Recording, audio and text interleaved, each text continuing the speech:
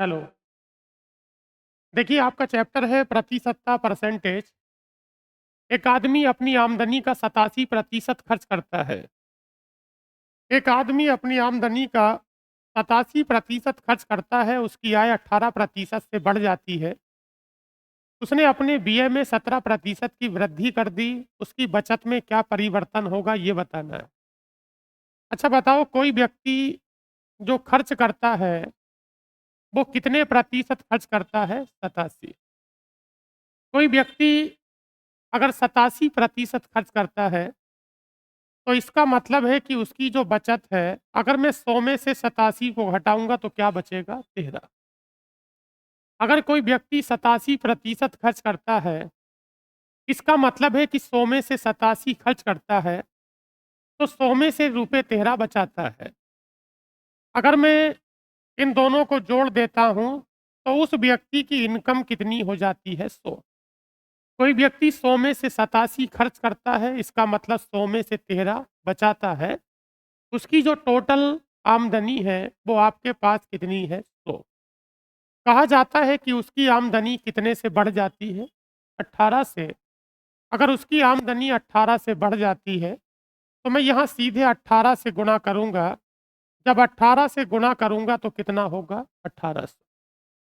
आमदनी 18 से बढ़ जाती है, इसका मतलब है कि टोटल हो गया 1800। अच्छा, उसका जो बीए है, उसका जो एक्सपेंडिचर है, जो उसका खर्च है, वो कितने प्रतिशत से बढ़ जाता है? 17 से। आप यहाँ पर 17 की गुणा लगाइए। 17 सत्ते 119 है, ये 1479 हो गया। एक बात जरा मुझे बताइए, इन दोनों का जो जोड़ है वो 1800 होना चाहिए। अच्छा बताओ, ये 1800 में से है कितना? 1479। अगर ये 1800 में से 1479 है तो बचा कितना? ये बचा है आपके पास 321। एक बात मुझे बताओ, 321 मान है किसका? 13 का। अगर 13 का मान 321 है तो आपको तो एक का बताना है। इसे 321 को 13 से भाग लगाइए।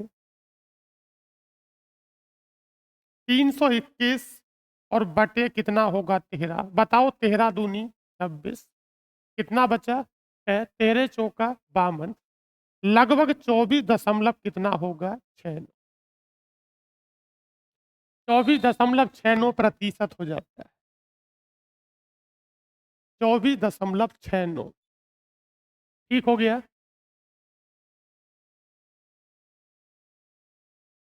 आपका प्रश्न है, देखिए, एक व्यक्ति अपनी आमदनी का 65% खर्च करता है। उसकी आमदनी 20% से बढ़ जाती है और उसका एक्सपेंडिचर या खर्च भी 10% से बढ़ जाता है। आपको बताना है कि उसकी बचत में क्या परिवर्तन होगा।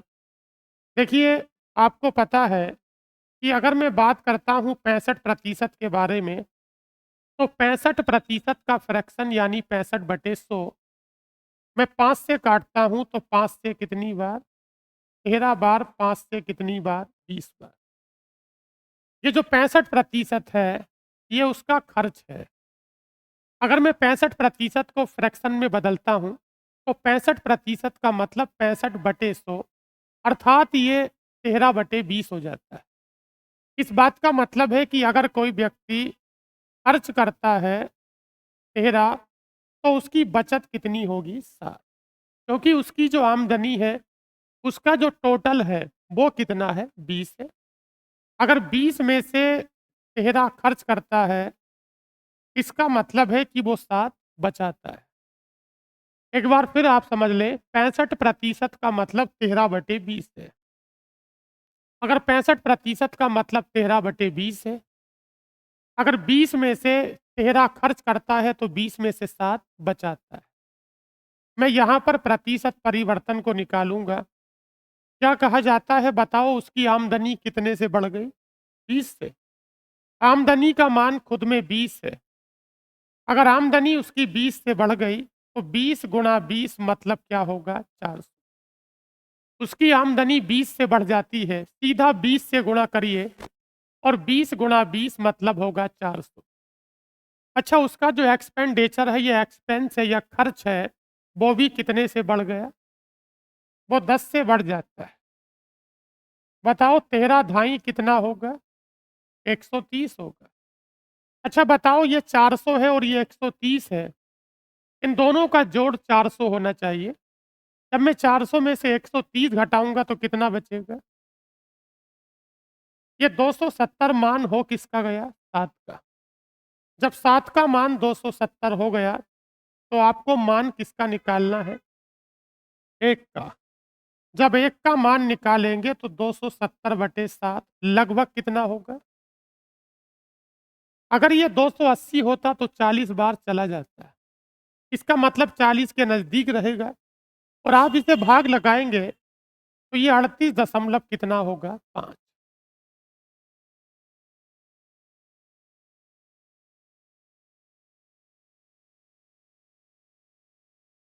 देखिए अगला प्रश्न क्या है?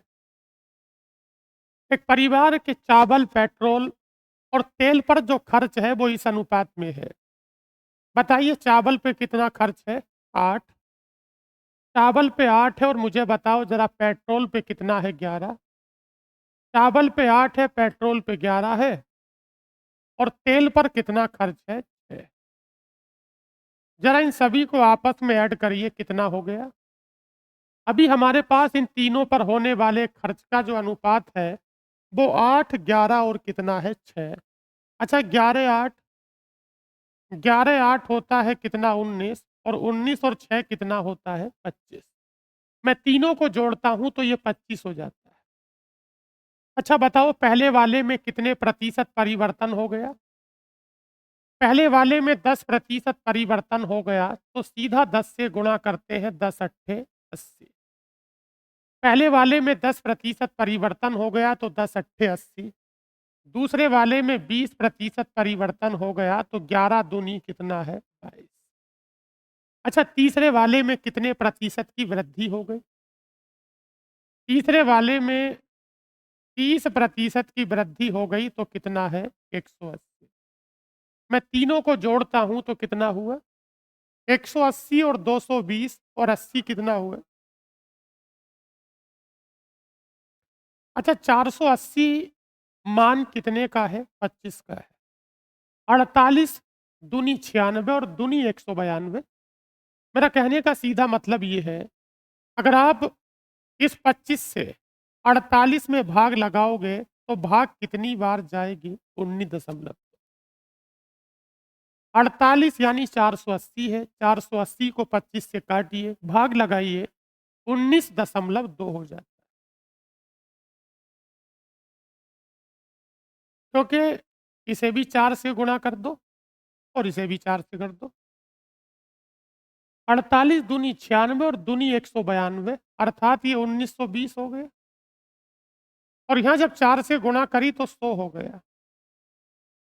जब 100 का मान 1920 है तो 1 का मान होगा 19.2। हमने दोनों तरफ अपनी ज़रूरत के हिसाब से कैलकुलेशन को हल्का करने के लिए 4 से गुणा कर दिए। एक परिवार का गेहूँ, सब्जी और तेल पर बीए 12, 8 और कितना है? 5। आप मुझे बताओ पहले वाला खर्च कितना है? पहले वाला खर्च 12 है और दूसरा वाला खर्च 8 है और बताओ तीसरा वाला खर्च 5 है। कोई व्यक्ति अपना खर्च 3 जगह करता है। उस व्यक्ति के द्वारा किए गए खर्च का अनुपात 12, 8 और 5 है। ये 12, 8 और 5 को जोड़ते हैं तो 12, 8, 20 और 5 कितना होगा? 25। हमारे पास होने वाला जो कुल खर्च है उसका मान 25 है। आप मुझे बताइए पहले वाले पर कितने प्रतिशत की वृद्धि हो गई? पहले वाले में अगर 50% की वृद्धि हो गई तो क्या ये 600 हो जाए? 12 पंजे 60। 50% की वृद्धि है, सीधा प्लस में 50 लिख दिया और ये 12 पंजे 60 मतलब कितना हुआ? 600। अच्छा बताओ दूसरे वाले में कितने की वृद्धि है? तो क्या 25 अट्ठे 200 होगा? अच्छा तीसरे वाले में कितने की वृद्धि है? 40 की वृद्धि है। क्या 40 पंजे फिर 200 होगा? इसे हल करते हैं यानी कि जोड़ देते हैं, तो क्या ये सब जोड़ के 1000 हो गए? अच्छा, 1000 मान है किसका? 25 का है। जब 25 का मान 1000 है, तो बताओ 1 का मान क्या होगा? ये 40 प्लस का है कि माइनस का? ये वृद्धि को बताएगा।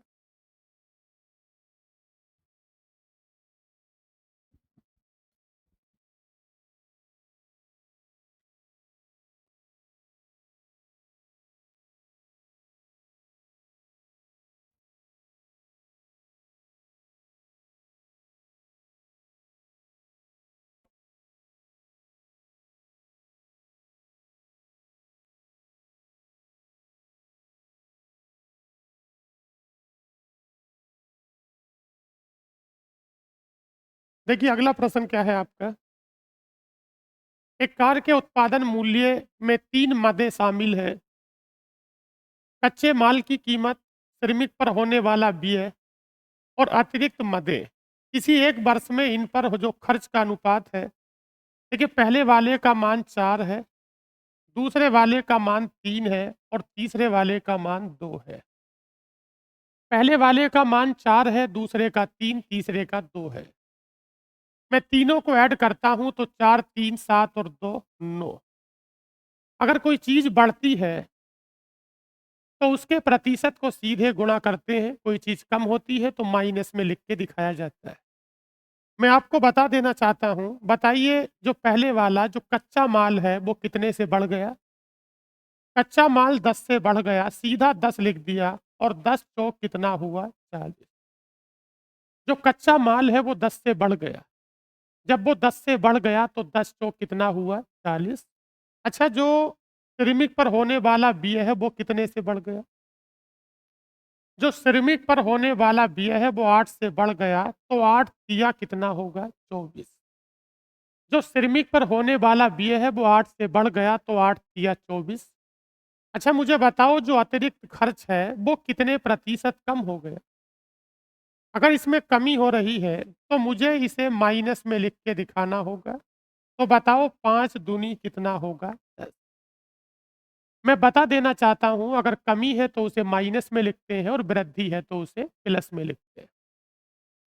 फिलहाल ये 40 और 24 कितना हुआ? 64। ये 40 और 24 हुआ 64 और 64 में से 10 गया तो 64 में से 10 गया तो 54। अच्छा, 54 मान है किसका? 9 का। अगर आपको 1 का पता करना है तो भाग लगाना होगा। तो बताइए 9 छंग कितना हुआ? 54। तो कितने प्रतिशत उत्तर होगा? 6%।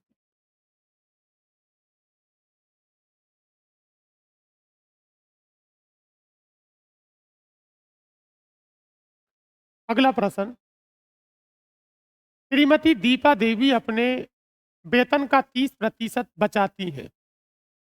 यदि उन्हें वेतन के रूप में प्रति माह 42,000 रुपये मिलते हैं, तो उनका मासिक व्यय कितना है? मैं सवाल को सीधे कर रहा हूँ। बताओ उनकी आमदनी कितनी है? उनकी आमदनी है 42,000। किसी व्यक्ति की आमदनी के अंदर 2 बातें शामिल होती हैं, वह व्यक्ति कितना खर्च करता है और कितना बचाता है। कुल मिलाकर जो आमदनी है प्रति माह वो 42,000 रुपये है। एक बात मुझे बताओ, 42,000 का कितने प्रतिशत वो बचा लेती हैं? अगर 30% बचा लेती हैं तो उनका खर्च कितना है? 70।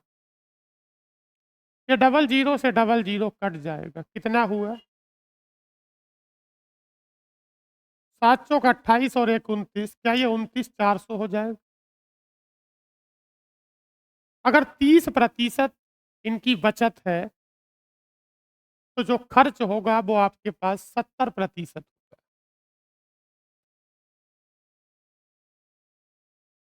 नकुल किराने का सामान लेने बाजार गया।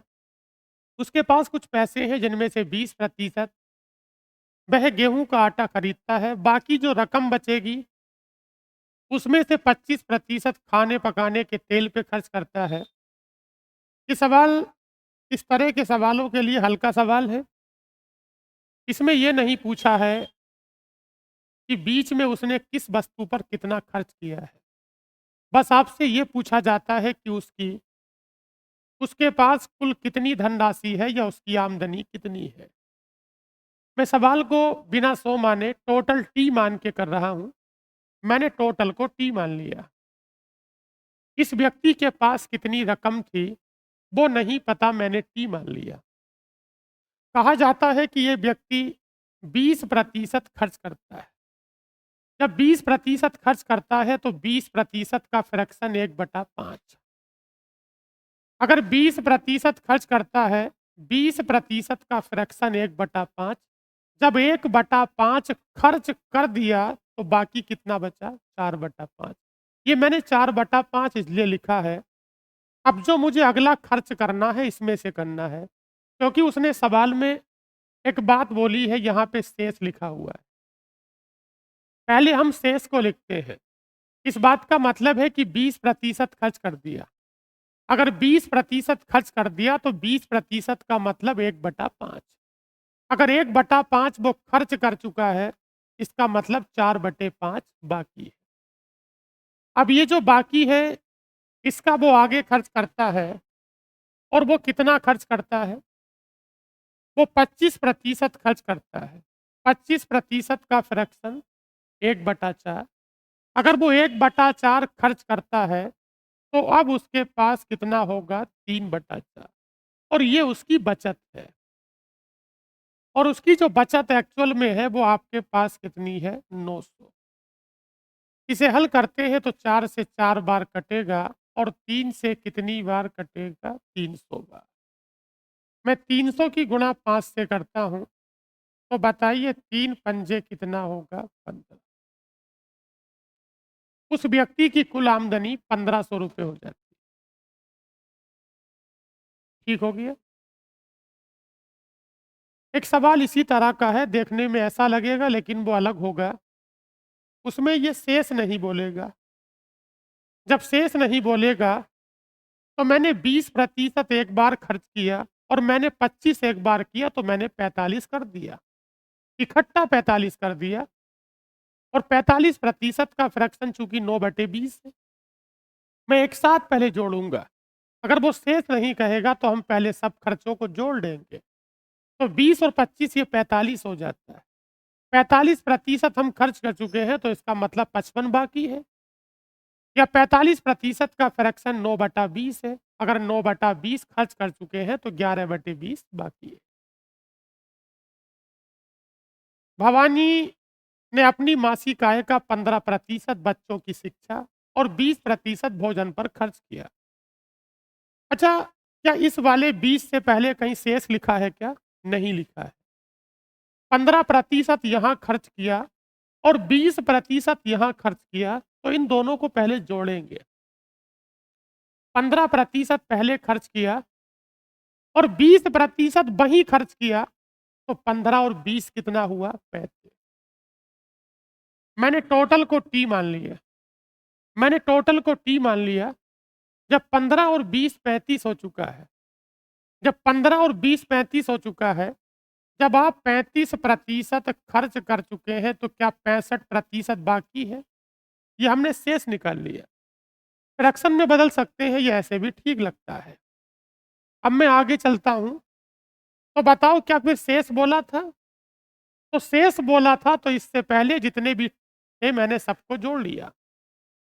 मैं आगे चलता हूँ, मुझे पता चलता है कि 40% और फिर यही 30%। अच्छा, 40 और 30 कितना हुआ? अब वो 70 कर देता है। जब वो 70% खर्च कर देता है, जब 70% खर्च कर देता है तो बचा कितना? 30। ये उसकी अंततः बचत है, उसकी सेविंग है। और उसकी जो सेविंग है उसका मान 10,200 कितना है? 57। इसे थोड़ा अपने स्तर पे हल कर लीजिए। ये 0 से 0 कट रहा है, उसे मैं 3 से काटता हूँ। पहले 5 से काट ले। बताओ 5 से कितनी बार? 13 बार। और 5 से कितनी बार? 20 बार। इसे काटिए 13 और 3 से। 13 और 3 से काटो और इसकी गुणा लगा दो। कितना बन रहा है? हैं? इसकी हमने कैलकुलेशन करी, इसे हल करा तो 52,000 कितना है? 600। 52,600।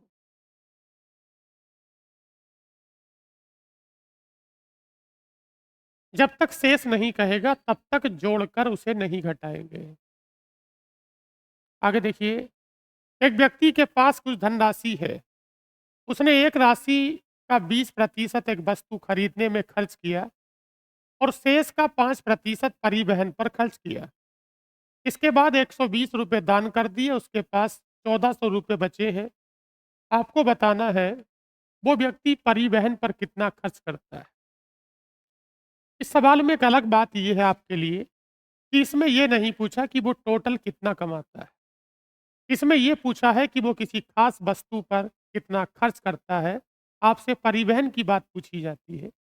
मैं सवाल को 100 मानकर करूँगा और मैं हर चीज़ पर होने वाले खर्चे को अलग-अलग करके दिखाऊँगा। मैंने टोटल को माना है 100%। कोई व्यक्ति कितना कमाता है, उस व्यक्ति की आमदनी कितनी है? कोई व्यक्ति कितना कमाता है, उस व्यक्ति की आमदनी कितनी है? नहीं पता, मैंने 100% मान लिया। अच्छा बताओ, उसने उस राशि का 20% एक वस्तु खरीदने में खर्च कर दिया। जब मैं 100 में से 20% किसी वस्तु पर खर्च करता हूँ, तो 100 का 20% तो 20 ही होता है। अगर मैं 20% खर्च कर चुका हूँ, तो अब जो मेरे पास है, अब मेरे पास है कितना? 80%। हमारी जो आमदनी है, हम जितना कमाते हैं उसका मान 100 है। मैं 100 का 20% किसी वस्तु पर खर्च करता हूँ, उसका नाम नहीं खोला गया है। जब मैंने 100 में से ₹20 खर्च कर दिए, तो मेरे पास जो धनराशि बाकी है, उसका मान 80% है, या 80 है। अब मैं इस 80 का कितना खर्च करता हूँ, आपको पता होना चाहिए। हम बात कर रहे हैं परिवहन के बारे में। तो परिवहन पर जो खर्च करते हैं, इस 80 का 5% खर्च करते हैं। मैं बता देना चाहता हूँ, 5% का फ्रैक्शन 1/20 होता है। 80 का 5% 5 नहीं होगा। 80 का 5% निकालना पड़ेगा और हम जानते हैं 5% का फ्रैक्शन 1/20। तो बताओ 20 से कितनी बार कटा? 4। हमने 100 में से 20 खर्च कर दिया था तो 80 बचा था। अब 80 में से हमने कितना खर्च कर दिया? 80 में से 4 खर्च कर दिया तो हमारे पास कितना बचा? 76। 76% बोलेंगे ज़्यादा अच्छा लगेगा। बताओ कि इस 76 में से हमने कितने रुपए दान कर दिए? इस 76 में से अगर 120 दान कर दिए तो अब उसके पास कितने बचे? 1400। समझ में आई कहानी? मैं इसे हल करता हूँ तो 76% का मान इसे उधर पहुँचाइए। 1400 में 120 को जोड़ते हैं, ये 1520 हो जाता है। मैं 76 से काटता हूँ तो 1% का मान 20 हो जाता है। क्या आपको बताना है कि उसने परिवहन पर कितना खर्च किया? परिवहन का मान कितना है? 4%। जब 1% का मान 20 है, तो 4% का मान 80। ठीक हो गया?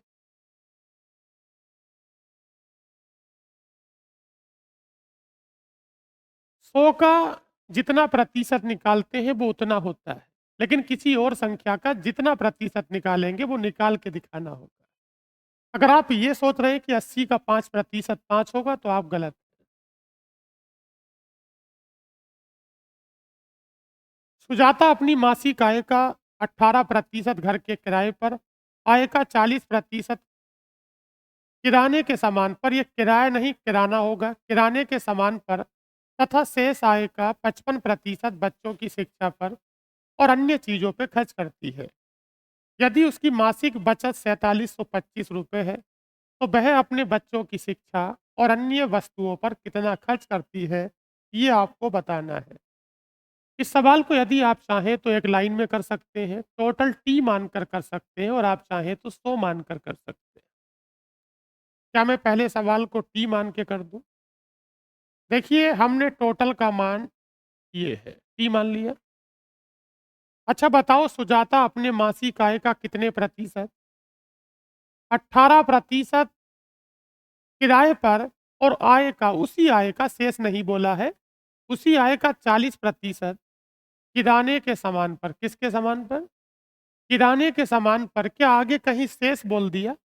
तो इन दोनों को जोड़ना होगा। वहीं खड़े-खड़े मैंने 2 खर्च कर दिए। एक 18% वाला खर्चा है, एक 40% वाला खर्चा है। बताइए कि 18 और 40 कितना हुआ? जब 58% खर्च कर चुके हैं तो कितना बाकी है? 42। क्या आपको समझ में आता है? जब 18% खर्च कर चुके हैं, 58% खर्च कर चुके हैं, इसका मतलब अब जो शेष है वो 42 है। अब इसका बताओ कितना खर्च कर देते हैं? ये जितना भी है अपने आप में 100% है। शेष बोल दिया, आगे चलते हैं। कहा जाता है कि 55% खर्च कर दिया। जब बताइए, जब ये 55% खर्च कर दिया तो बचा कितना? 45। ठीक है? कुल मिलाकर ये उसकी बचत है। और बताइए कि हमारे पास जो बचत का मान है वो आपके पास 4725 रुपये है। अब यहाँ से आगे सवाल करने के 2 तरीके हैं, या तो कैलकुलेशन को बढ़ा सकते हैं, कैलकुलेशन को कम भी कर सकते हैं। आपको पता होना चाहिए, अगर मैं इसे हल करूँगा तो मुझे मान मिलेगा टोटल का। मैं इसे हल करूँगा तो मुझे मान मिलेगा टोटल का। मैं मान लेता हूँ कि मुझे टोटल का मान मिल चुका है। मैं मान लेता हूँ कि मुझे टोटल का मान मिल चुका है, क्योंकि हल करेंगे तो टोटल उधर ही पहुँचेगा। अब मैं, क्या मुझे टोटल बताना है या मुझे बीच की कोई चीज़ बतानी है? तो पहले हम वहाँ पहुँचते हैं जहाँ पर वो चीज़ कैलकुलेट होगी। आपको पता होना चाहिए 18 इस आमदनी का 18% और 40% वो खर्च कर चुका है, तो इस आमदनी का 42% बाकी है। ठीक हो गया? अब ये बाकी है, अब इसका वो कितने प्रतिशत खर्च करती है? जो हमसे पूछा है वो इसका कितना है? तो सीधा 55 लिख दीजिए। आपकी कैलकुलेशन बहुत कम हो जाएगी। अब ये सीधे मेरे सवाल का उत्तर है, टोटल नहीं है। ये जो पूछा था ये उसका मान है। 42/100 से 42/100 कटा, और 100 से 100 ये कटा, और 5 से 9 बार कटा, और 5 से 11 बार। 9 से तो कटना पड़ेगा, इसकी मजबूरी है। इसे 9 से हम काटते हैं। जब मैं 9 से कट लगाता हूँ तो बताओ, 9 पंजे कितना बचा? 9 दूनी 18, और आपके पास 9 पंजे 45। 11 की गुणा कर दो इसमें। इस 525 में 11 की गुणा कर दो। हैं?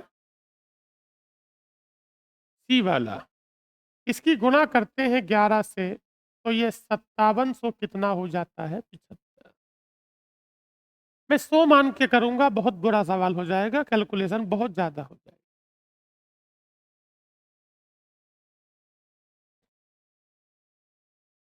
बस इतना सा काम रहा कि ये मान 9 का था और 11 का चाहिए। अगला प्रश्न। अविनाश अपनी मासिक आय का 2/5 किराए पर, जो बचा शेष का 3/4 अन्य चीज़ों पे खर्च करता है। मैंने आमदनी को टी मान लिया, टोटल को टी माना है। एक बात मुझे बताइए कि टोटल को टी मान लिया, इस टोटल का इस टोटल का हमने कितना खर्च कर दिया? जब टोटल का हम लोग 2/5 खर्च कर चुके हैं, तो क्या टोटल का 3/5 बाकी है? मैं टोटल का 2/5 खर्च कर चुका हूं, तो 3/5 बाकी है। मैंने 3/5 को लिखा क्योंकि अगली प्रक्रिया शेष पर चलेगी। अगली जो प्रक्रिया है वो शेष पर चलेगी। आप मुझे बताओ, शेष का 2/5 खर्च कर चुके हैं। जब शेष का 2/5 खर्च कर चुके हैं तो 3/5 बाकी है। अब इसका भी कितना खर्च कर दिया? जब 3/4 खर्च कर दिया तो 1/4 बाकी है। अब बताओ कि हमारी बचत है कितनी? 180। इसे 3 से मैं काटता हूँ तो 60 बार कटता है। मैं गुणा करता हूँ तो 5 चौक 20, छक्का 120, मतलब कितना होगा? 12।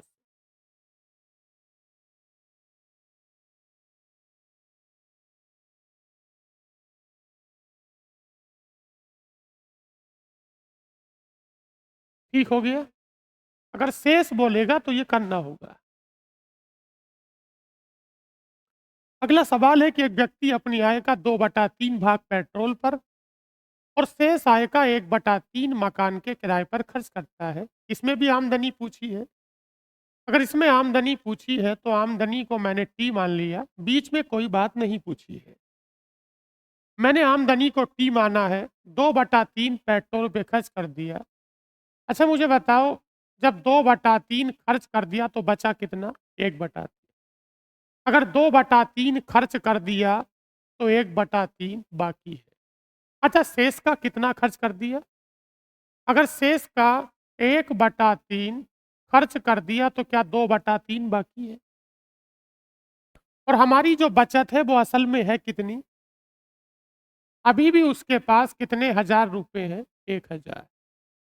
मैं हल करता हूं तो 2 से कितनी बार कटेगा? तो बताइए, 3 तिया 9 और 9 पंजे कितना होगा? 45।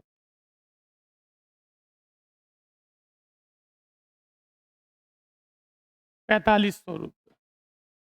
ये काम तभी करते हैं जब सवाल में शेष कहा जाता है। सवाल में शेष नहीं कहेगा तो फ्रैक्शन को घटा के नहीं लगाएंगे। सबको जोड़ेंगे एक साथ, उसके बाद घटा के लिखेंगे। अफजल की मासिक आय 35,000 रुपये। एक बात मुझे बताइए, वो 35,000 रुपये कमाता है। कितने कमाता है? 35,000 रुपये कमाता है और 35 के 35 एक साथ लेके निकल जाता है। बोले जितना भी खर्चा करूंगा इसी में से करूंगा और एक बार करूंगा। शेष वाला कोई मतलब नहीं है। तो बताओ, 20% एक बार कर दिया और यहीं खड़े खड़े 30% एक बार कर दिया। शेष का कोई जिक्र नहीं है। 20% खर्च एक बार कर दिया और 30 एक बार कर दिया और यहीं खड़े खड़े 15% एक बार कर दिया। अच्छा हो कितना गया? एक बात मुझे बताइए, अगर उसने 65% खर्च कर दिया तो जितनी बचत है, सॉरी जितनी आमदनी है, आमदनी कितनी है उसकी? आमदनी कितने हजार है? 35,000। इस 35,000 का वो व्यक्ति, मैंने सबको जोड़ा, एक साथ जोड़ दिया तो मुझे पता चलता है ये 65 हो जाता है। जब 65% खर्च हो गया तो बचा कितना? 35। और हमारे पास इस व्यक्ति की जो आमदनी है वो 35,000 है। जब 35,000 का 35% निकालेंगे, घटाएंगे नहीं, सबको जोड़िए पहले, क्योंकि ये कुल में से काम हो रहा है। ये डबल जीरो से डबल जीरो कटा, 350, यानी 35 की 35 से गुणा कर दो। आपको पता है कि 35 का वर्ग होता है 1225 और एक जीरो लग जाएगा।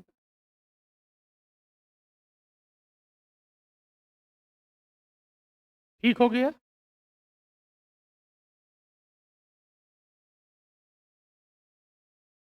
एक व्यक्ति प्रत्येक माह अपने वेतन का 20% ईएमआई पर, 30% भोजन पर और 20% बच्चों की शिक्षा पर और 10% यहीं खड़े खड़े मनोरंजन पे खर्च करता है।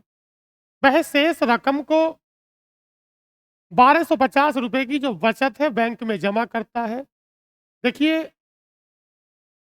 हम क्या करते हैं, एक बात मुझे बताइए, 20% और 30%, 20% और 30% और यहीं 20 और यहीं 10, इस सबको जोड़ो, ये हो कितना गया? एक लाइन में करेंगे सवाल। क्या कहीं सवाल में शेष का जिक्र है? नहीं। इन सभी को आपस में जोड़ दो, 20, 30, 20 और 10 कितना हुआ? जब वो 80% खर्च कर चुका है तो क्या 20 बाकी है? 80% खर्च कर दिया उनने। जब 80% खर्च कर दिया, तो क्या जो बचत है वो 20 होगी? और बताओ बचत है कितनी? 1250। मैंने ऊपर लिख दिया 20 और नीचे लिख दिया 1250। कुल मिलाकर मैंने जोड़ा तो पता चला कि 80% है। 80% ओवरऑल खर्च हो गया तो बचा कितना? 20।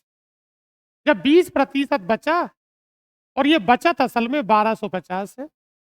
अब मैं आगे चलता हूं। क्या मुझसे टोटल पूछा है या मुझसे भोजन और बच्चों की शिक्षा पूछी है? अच्छा, भोजन कितना है? भोजन 30 है। और बच्चों की शिक्षा, तो इसका मतलब 30 और 20 50 पूछा है। हमारे पास ये वाला मान है 20 का और हमें मान किसका चाहिए? 50। टोटल निकालने की जरूरत नहीं है। 20 का मान दिया और 50 का पूछ लिया। इसे हल करते हैं तो 0 से 0 कटा। अच्छा बताओ 2 से कितनी बार कटेगा? 25 बार। इस 25 की गुणा 125 में कर दो, 3125 हो जाएगा। क्योंकि 2500 एक हो गया और 625 एक हो गया, 3125 हो जाएगा।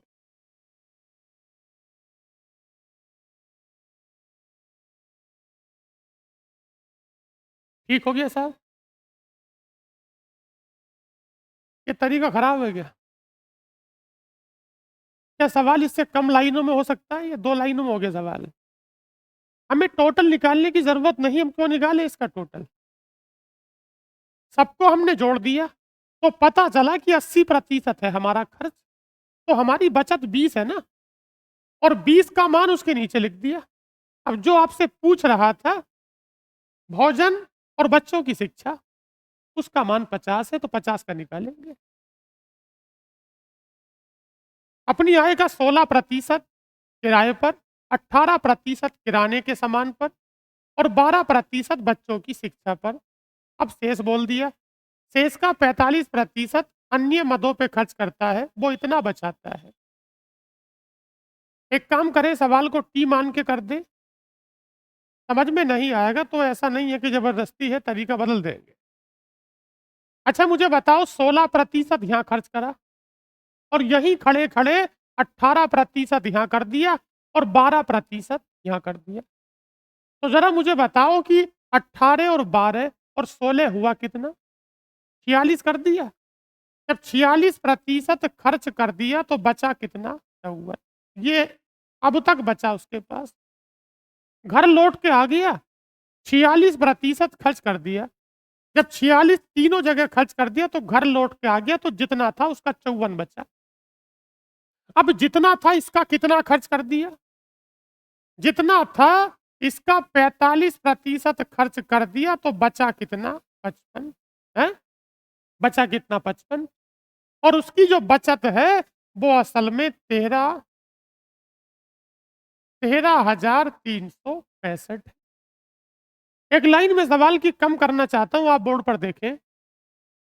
अगर मैं अभी इसे यही हल कर दूंगा तो मुझे कुल आमदनी मिल जाएगी, लेकिन मुझे कुल आमदनी का पता नहीं करना है, मुझे बताना है किराने का सामान। तो किराने के सामान पर जो खरीदारी हुई थी वो शुरू में ही हो गई थी, और बताओ वो कुल का है कितना? बस यही इसका 12% निकाल दो, आपके सवाल का उत्तर आ गया। अगर मैं टोटल का मान निकालूंगा फिर 12% निकालूंगा तो मेरा समय खराब होगा। मैंने मान लिया कि इधर पहुंचेंगे तो टोटल मिल जाएगा, बातें नहीं करेंगे, और यही इसका हम लोग 12% निकाल लेंगे। अच्छा मुझे एक बात बताओ, थोड़ा सा काट पीट करिए तो, क्या 100 से 100 काट ले? किराना कौन सा है? अच्छा ये है। किराने का मान 18 है। इसे हल करो। अरे 5 से काटो 11 बार और 5 से कितनी बार? 20 बार। बताओ 11 ही करना कितना बचा? 11 दूनी 22, कितना बचा? 11 ही करना और 11 पंजे, क्या 1215 सही हो गया? अरे 9 से काटो यार, 9 से काटो और बल्कि कट जाएगा किससे? अरे बताओ 9 छंग बात वही है। 18 तिया और 3 चौक 12 और बताओ 3 पंजे 15 कितना हो गया? 8100। अरे बोलो।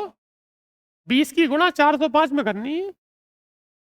8100 हो जाएगा।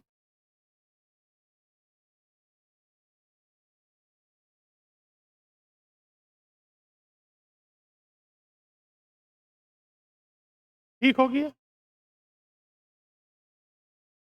हल करते तो आमदनी मिलती। आमदनी नहीं पूछी, कुछ विशेष बात पूछी है जो कि कुल आमदनी पर डिपेंड है, तो सीधा लगा दिया। अगला प्रश्न। गिरी अपनी बचत का 22% वृद्धाश्रम को और बचत का 12% अनाथालय को और बचत का 22% चिकित्सा सहायता के लिए फाउंडेशन को दान करता है। बचत शेष राशि 8800 को बैंक में जमा करता है।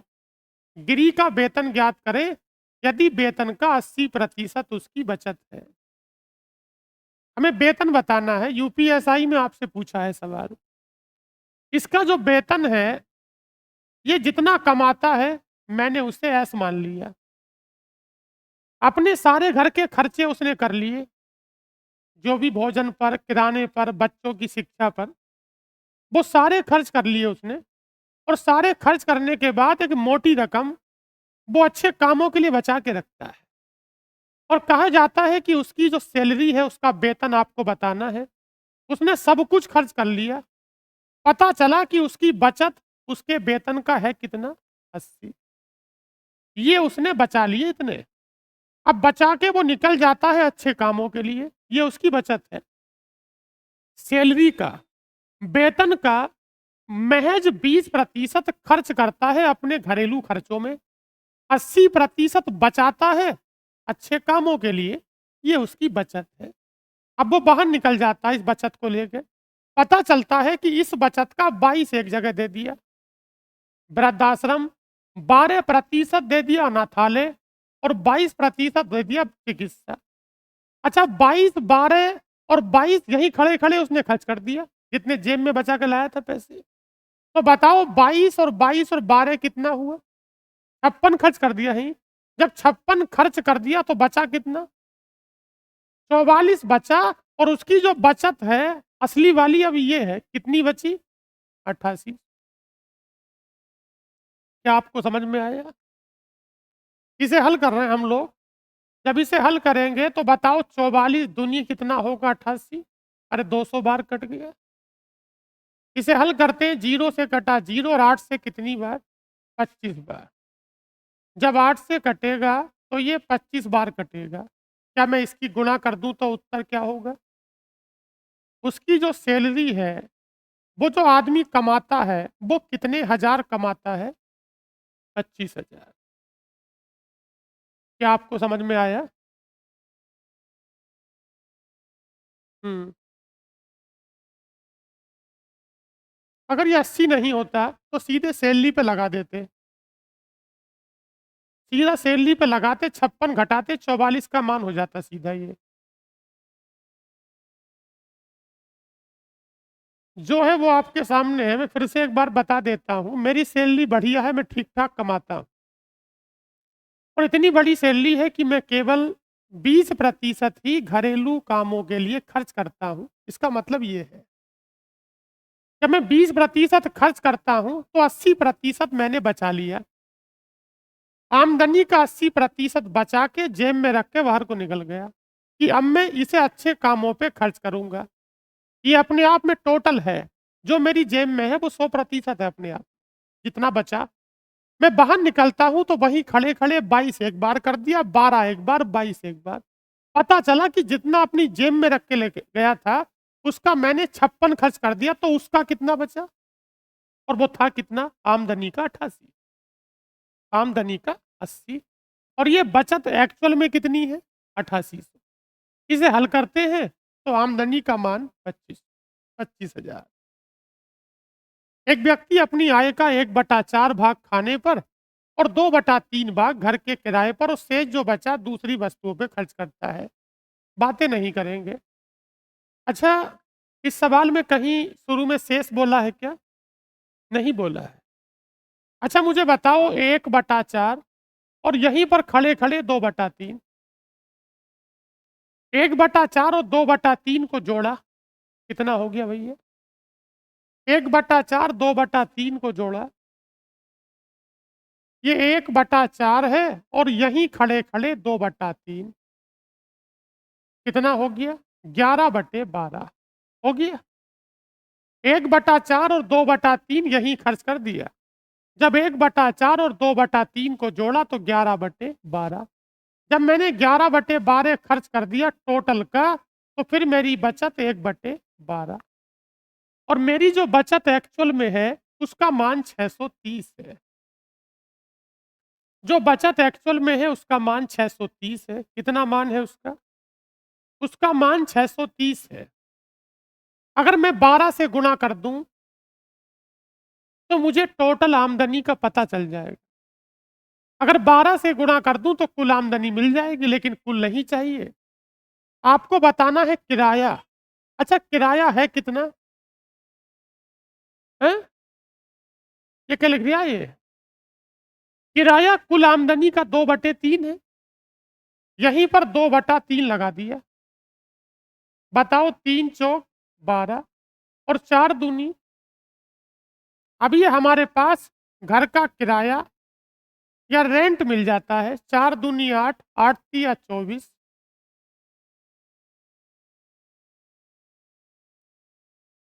तो ठीक है, आज के लिए इतना ही रखते हैं। धन्यवाद।